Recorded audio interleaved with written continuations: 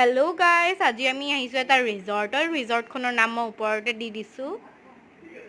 এইটো ৰিচেপশ্যন হয়। আহোঁতেই আমি খাবলৈ গুচি গ'লোঁ কিয় বহুত ভোক লাগিছিল। এই ৰেষ্টুৰেণ্টখনৰ নাম মই পিছতকৈ কৈ আছোঁ, কিন্তু এই ৰেষ্টুৰেণ্টখন বহুত ধুনীয়া। এইটো এটা গুফাৰ মাজত কাৰ্ভড কৰি বনাইছে। ভাবক আপুনি কেনেকৈ কাৰ্ভ কৰিছে, কিজান আগৰ দিনৰ বনাইছে। এইটো ৰেষ্টুৰেণ্টৰ নাম খুলুং হয়। এই গৰিলাটো এটা মুভিৰ পৰা ইনস্পায়াৰ্ড। ক'ব হা নামটো। এই ব্ৰিজখনৰ পৰা ৰিজৰ্টটো ৰেষ্টুৰেণ্টৰ লগত কানেক্টেড আছে। এই বহুত ভিৰ আছিল ৰেষ্টুৰেণ্টটোত নক'ব আৰু। আমি অৰ্ডাৰ কৰিছিলোঁ ফ্ৰাইড ৰাইচ আৰু চিলি চিকেন। তাৰপিছত এইটো আমাৰ ৰুম। এইটো এটা ফেমিলি ৰুম হয়। ইয়াতে এটা ফ্ৰিজ, সৰু সৰু বস্তু বহুত দিয়া আছিল। দুটা মাষ্টাৰ বেড আছিল। চিৰিৰ পৰা উঠি কিনে আমি বিচনালৈ গ'লোঁ।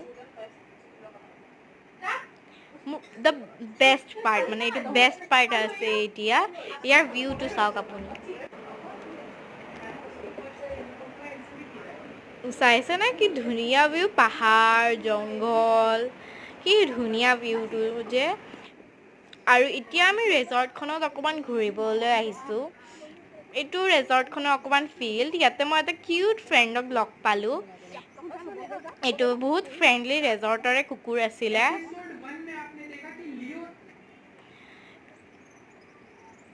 তাৰপিছত আমি চুইমিং পুললৈ আহিলোঁ ৰাতি। আমি ৰাতি আহিছোঁ তো অকণমান ধুন্দলা দেখিব পাৰে। চৰি হা, বেয়া নাপাব।